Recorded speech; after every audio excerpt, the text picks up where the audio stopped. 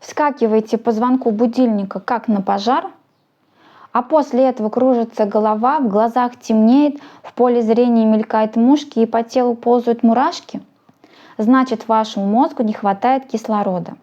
При быстром подъеме с кровати кровь отливает от головы и верхней половины тела, артериальное давление падает. Это так называемая ортостатическая гипотензия. Проснувшись, понежьтесь в постели 5 минут, потянитесь всем телом, немного позевайте.